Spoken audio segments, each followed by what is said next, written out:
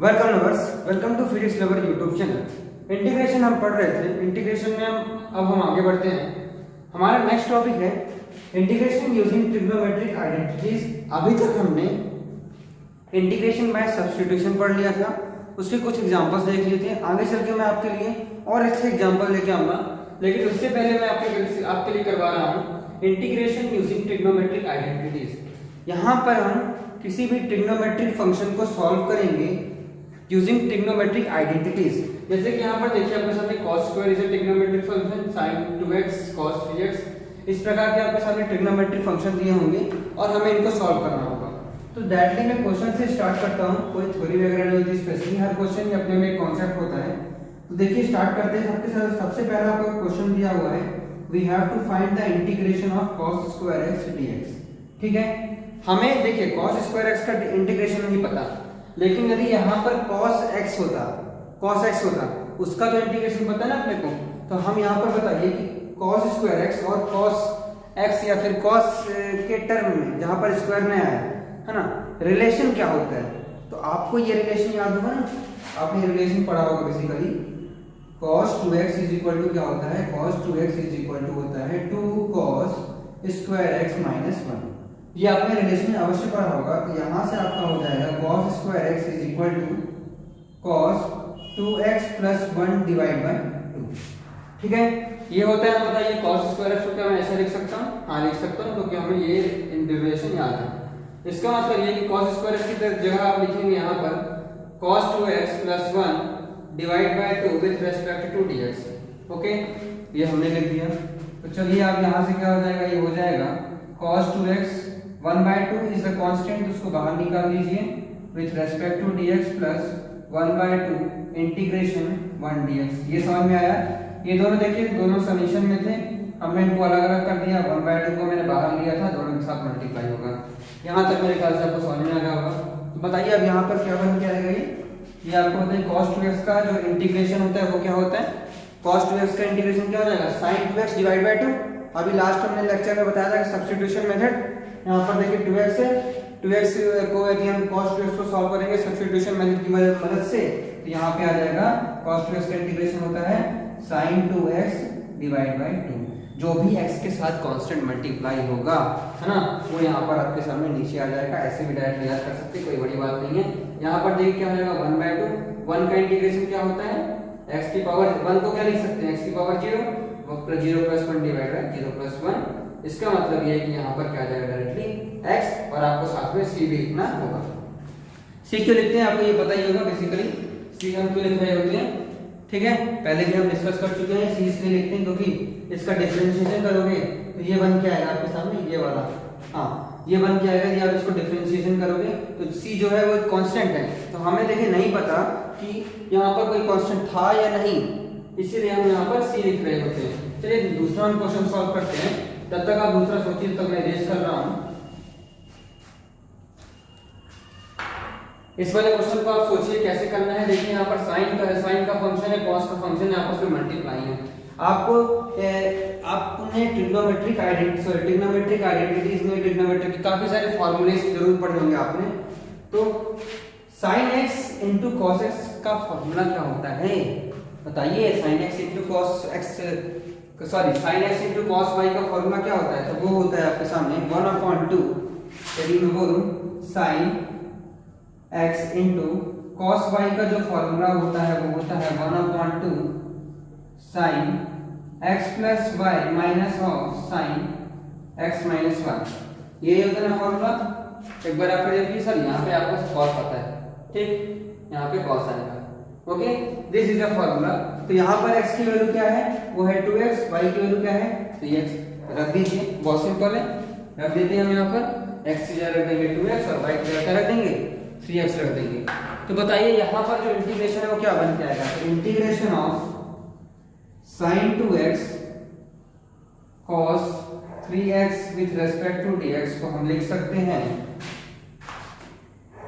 1/2 sin x plus y 2x plus 3x minus of cos minus of 2x minus of 3x। ठीक, तो ये क्या बन के आएगा बेसिकली, इसका integration with respect to dx। यहाँ से जो 1/2 है वो कांस्टेंट है, कांस्टेंट बाहर आ जाएगा आपके सामने। 2x plus 3x will be nothing but 5x cos minus of x बनेगा। cos माइनस ऑफ x क्या होता है? cos माइनस ऑफ x होता है बेसिकली cos x। यहाँ से लिख देंगे आप cos x with respect to dx। अब यहाँ पर देखिए sin का एक अलग फंक्शन है, cos का अलग फंक्शन है, दोनों को अलग अलग डिफरेंशिएट कीजिए तो sin 5x का इंटीग्रेट करेंगे। sin 5x का इंटीग्रेशन क्या होता है? तो sin 5x का इंटीग्रेशन हो जाएगा आपके सामने minus of cos 5x divide by 5। ये मैंने बताया था ना इससे 5 क्यों आता है, ठीक। अब यहाँ पर देखिए cos x का इंटीग्रेशन क्या होता है? वो होता है आपके सामने sin x, ठीक है। आप इसको ऐसे करिए और प्लस आपको c लिखना पड़ेगा। यहाँ तक बेसिकली मेरे ख्याल से आपको समझ में आ गया होगा। बहुत सिंपल चीजें हैं, कोई सारा टफ नहीं है। ट्रिग्नोमेट्रिक आइडेंटिटीज यदि आपको याद है तो इन क्वेश्चंस को आप आसानी से कर लेंगे। आप करिए फोर्थ क्वेश्चन, थर्ड क्वेश्चन में लास्ट में डिस्कस करता हूँ आपके लिए, तब तक आप करिए फोर्थ क्वेश्चन। फोर्थ क्वेश्चन में देखिए यहाँ पर क्या लिखा हुआ है cos 2x, यहाँ पर देखिए sin square x cos 2x। अच्छा यहाँ पर देखिए cos 2x लिखा है तो cos 2x को आप कन्वर्ट कर दीजिए cos के फॉर्म में, cos के स्क्वायर के फॉर्म में। क्यों? क्योंकि यहाँ पर sin का स्क्वायर दिया है, क्या देखिए ध्यान से, यहाँ पर sin का स्क्वायर दिया है, sin का स्क्वायर है और यदि cos का स्क्वायर मिल जाए दोनों मिलकर क्या बना देंगे? 1 बना देंगे। आपने ट्रिग्नोमेट्रिक आइडेंटिटीज में पढ़ा होगा कि cos square x plus sin square x is equal to 1 होता है। इसीलिए यदि हम यहाँ पर cos 2x से cos स्क्वायर का टर्म यदि ले आते हैं तो वहाँ पर ट्रिग्नोमेट्रिक आइडेंटिटीज बन जाएगी। तो यहाँ से चलिए इसको सॉल्व करते हैं। तो यहाँ से हो जाएगा आपके सामने integration of cos 2x plus 2 sin square x का whole divide by cos square x with respect to dx।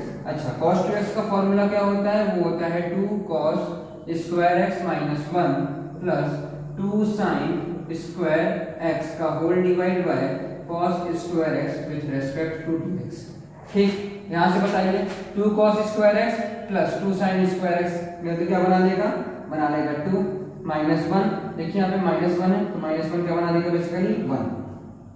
ठीक, 2 माइनस 1 क्या हो जाएगा? 1। ये नीचे क्या हो जाएगा आपके सामने? cos square x with respect to dx। इसको क्या लिख सकते हैं बेसिकली आप?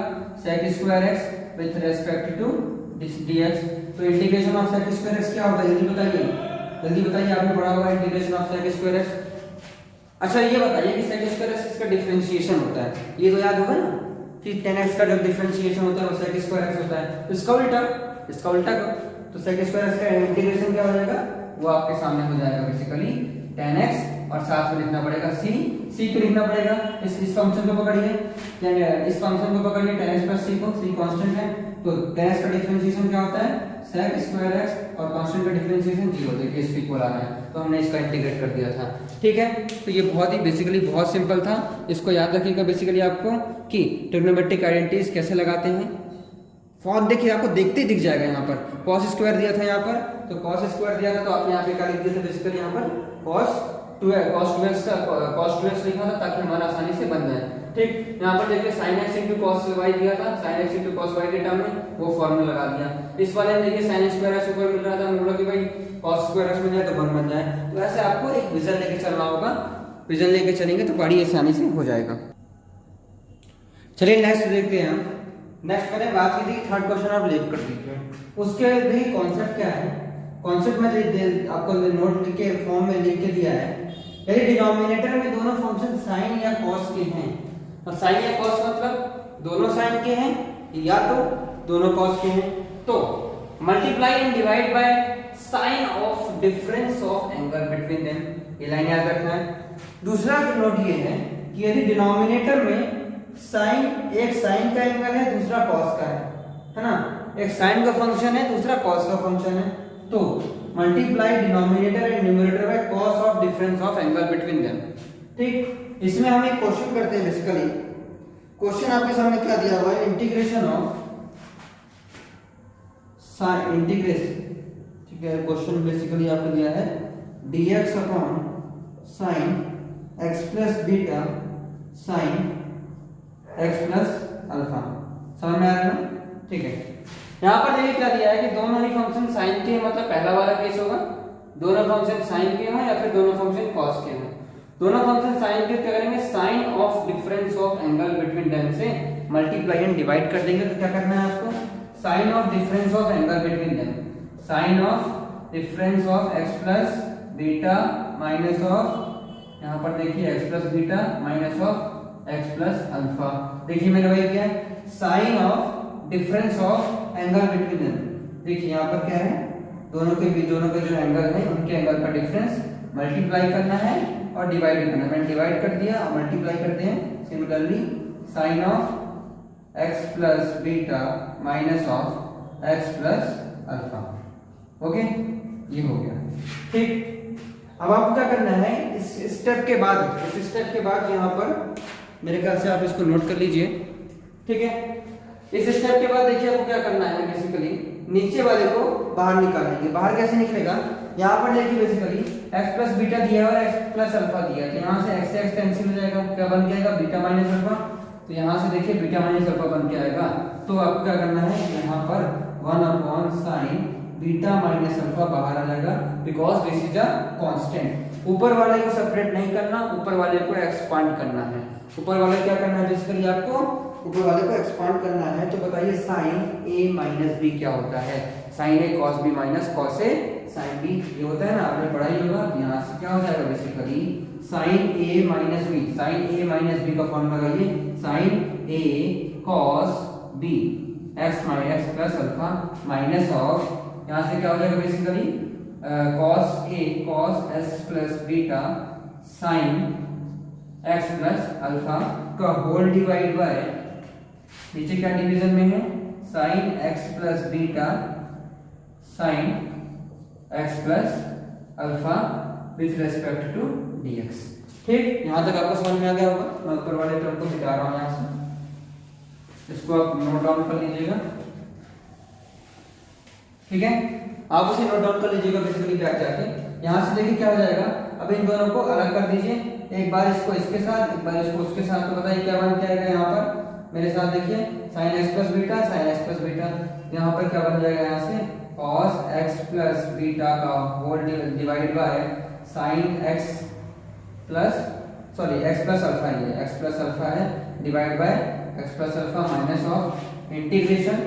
ठीक है, अभी इसको अंदर रहने दीजिए, माइनस ऑफ इंटीग्रेशन क्या हो जाएगा बेसिकली, यहाँ से ये आपके सामने x प्लस बीटा है, x प्लस अल्फा, यहाँ पर देखिए x प्लस अल्फा है, ये हो जाएगा यहाँ से cos x प्लस बीटा का whole divide by sine x plus beta with respect to dx, with respect to dx। और इनके बाहर भी एक चीज मल्टीप्लाइड है जो हमने पहले बाहर निकालनी थी, साइन बीटा माइनस अल्फा।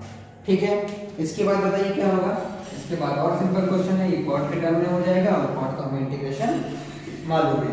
ठीक है, तो बताइए यहाँ से क्या हो जाएगा, बेसिकली ये हो जाएगा आपके सामने cot x plus alpha with respect to dx minus of cot x plus beta with respect to dx। अच्छा, cot x का इंटीग्रेशन क्या होता है, मैंने आपको फर्स्ट लेक्चर में बताया था। cot x का जो इंटीग्रेशन होता है वो होता है, मैंने आपको एक्चुअली में वहां पर एक पेज का, इस पेज का जो मतलब स्क्रीनशॉट था, सॉरी एक पेज मैंने वहां पर स्टिक करके दिया था आपको, जो मैंने फर्स्ट लेक्चर बताया था, और कहा था कि आपको इसको स्क्रीनशॉट लेके लर्न कर लेना है।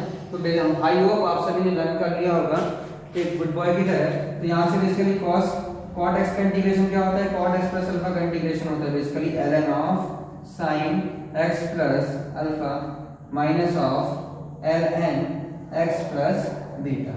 ठीक है, आई थिंक आपको ये चीज समझ में आ गई होगी। और इनके बाहर क्या मल्टीप्लाइड है, पूरे ओवरऑल के बाहर, सॉरी यहाँ पर x प्लस बीटा नहीं है, यहाँ पर आपके सामने मिलेगा साइन x प्लस बीटा।